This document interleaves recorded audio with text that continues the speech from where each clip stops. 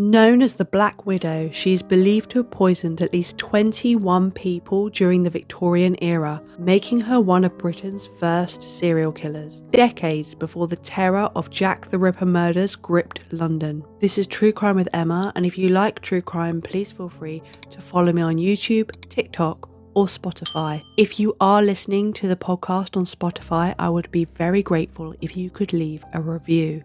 But now let's look at the case of Mary Ann Cotton. For over 20 years, death seemed to follow Mary Ann wherever she went. Husbands, children, lovers died, and almost every time there was money waiting for her afterwards. Mary Ann was born in 1832 in County Durham into a poor mining family. Her father worked in the local pits, meaning the family moved frequently in search of work. Life was harsh, unstable, and deeply impoverished. At times, simply putting food on the table was a struggle. Her parents were strict and heavily religious, not unusual for the time, but by many accounts the household bordered on cruel. Then, when Mary Ann was just 9 years old, tragedy struck. Her father was killed in a mining accident in 1842. Her mother later remarried, but Mary Ann reportedly despised her stepfather. At 16, she found work as an undernurse for a local man named Edward Potter, who had actually known Mary Ann's father. She stayed with the family for several years until the Potter children were sent away to boarding school. Afterwards, Mary trained as a dressmaker. It was around this time that Mary Ann's life and the deaths surrounding it truly began. At just 19 years old, she married a miner named William Mowbray. The couple had several children, and like many working men of the era, William took out life insurance policies for himself and his family. Less than 5 years later, William died.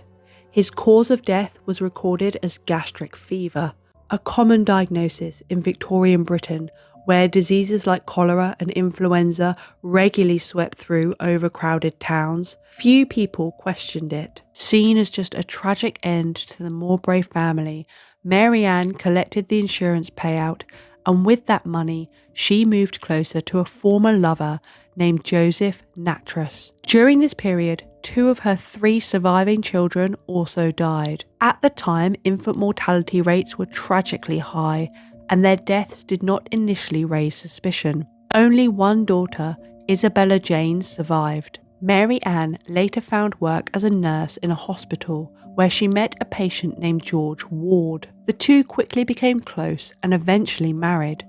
Just 1 year later, George Ward was dead. Again, the cause was gastric fever. Again, there was insurance money. By now, a disturbing pattern had begun to emerge, though nobody around her seemed to notice it yet. After George's death, Mary Ann became a housekeeper for a widower named James Robinson, a man with 5 children who was still grieving the loss of his wife. Before long, Mary Ann and James began a relationship, and she moved into the family home. Then the deaths started again. One of James Robinson's children died only months after Mary arrived. Although the child had reportedly already been ill, so we're unsure whether this death is connected to Mary Ann, the loss devastated James, who leaned heavily on Mary Ann for emotional support. Around the same time, Mary Ann became pregnant, and she decided that she was going to travel to visit her mother, Margaret, who had been unwell. 9 days later after that visit, Margaret was dead. Although she had been sick, the speed of her decline raised suspicions among some relatives. Could it be that Mary Ann had murdered her own mother? In April of 1867, tragedy struck the Robinson household repeatedly. In that very month, Mary Ann's daughter Isabella died, and then 2 of James Robinson's children also died. So all within the same month, we have 3 children dying in the Robinson household. Mary Ann and James later had another daughter together, named Mary, but she too died just a year later. By this stage, even James Robinson began to suspect something was wrong. He became increasingly uneasy when Mary Ann pressured him to take out a substantial life insurance policy. He also discovered she had been stealing from him and forcing some of his older children to pawn valuables for money. James refused to take out any life insurance policy and threw Mary Ann out. So by this point, Mary Ann had been married 3 times.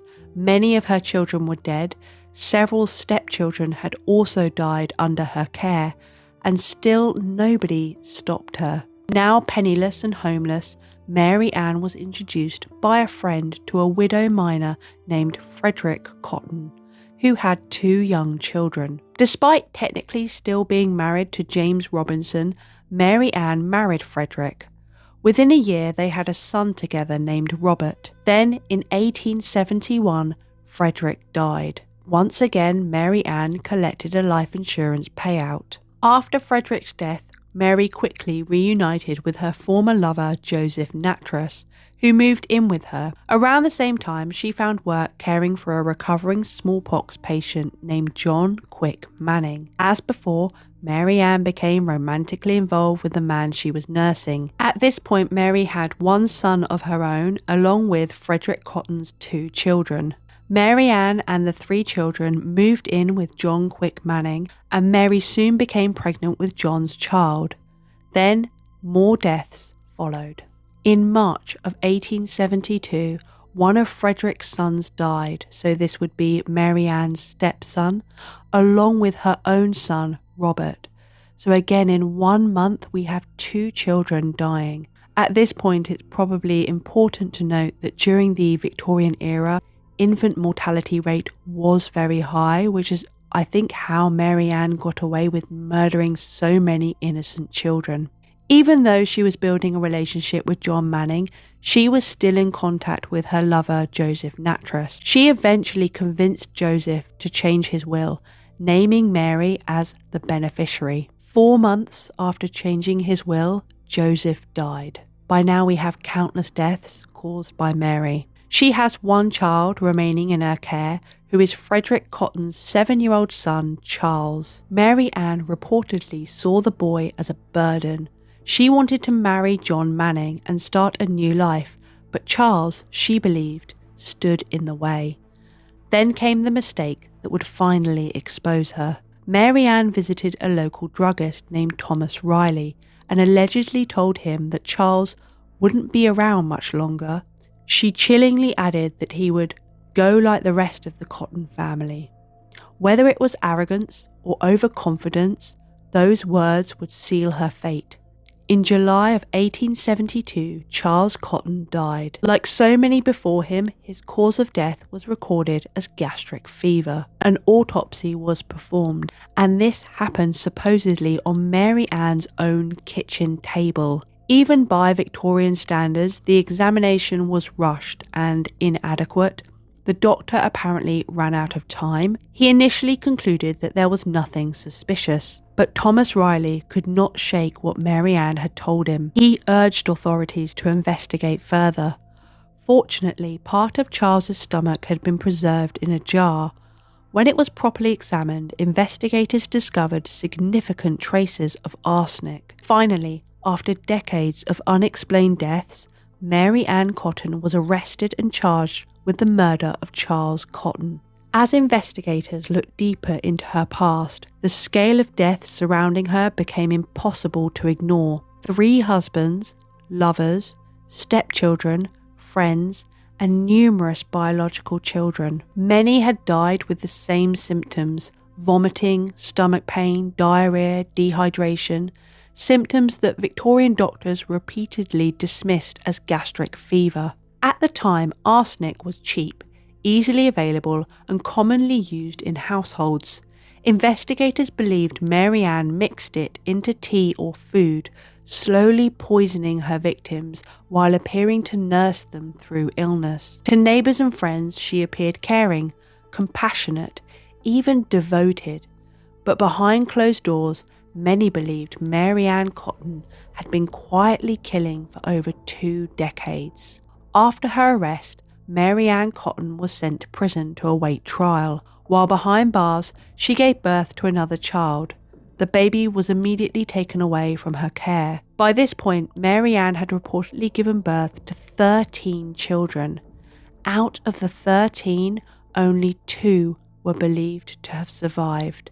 As public suspicion grew, Mary Ann remained eerily quiet. During the trial itself, she spoke very little and largely refused to defend herself publicly. But privately, she wrote letters to family and friends insisting she was innocent and the victim of cruel accusations. Her defence team attempted to explain the arsenic found inside Charles Cotton's body with an unusual argument, one that, surprisingly, was not entirely impossible for the Victorian era. They claimed the poisoning may have come from arsenic-laced wallpaper. At the time, arsenic was used in countless everyday products: cosmetics, fabrics, rat poison, even bright green wallpaper. In damp conditions, toxic particles and fumes could sometimes be released into the air, and there had been genuine cases of people, particularly children, becoming seriously ill because of it. But there was one major problem with the defence's theory. The amount of arsenic discovered in Charles's stomach was enormous. Experts testified that for the wallpaper explanation to be true, Charles would have had to ingest an impossible quantity of it, essentially consuming large sections of an entire wall. The explanation collapsed. Even more damaging for Mary Ann was the growing list of deaths connected to her. During the trial, the court heard about the suspicious patterns surrounding her previous husbands, lovers, and children. One death might be a tragic coincidence, 2 might raise concern, but this was something far, far darker. The jury deliberated for just 1 hour before finding Mary Ann Cotton guilty of murder. The entire trial had lasted only 3 days. In 1873, Mary Ann Cotton was sentenced to death by hanging. On the morning of her execution, there was reportedly only one thing she asked for before she died: a cup of tea. It's an unsettling detail considering investigators believed she had murdered many of her victims by mixing arsenic into tea and serving it to them herself. But even her execution was grim. The drop calculation was incorrect, meaning the hanging did not kill her instantly. Instead of a quick death, she slowly strangled as the executioner reportedly had to pull down on her body to speed up the process. Mary Ann Cotton died on the 24th of March, 1873. To this day, historians believe she may have murdered 11 children, her own mother, a lover, and 3 out of 4 of her husbands. The true number of victims may never be known, but long before modern forensic science, long before serial killers dominated newspaper headlines, Mary Ann Cotton had already discovered how easily death could hide behind illness, grief, and a simple cup of tea.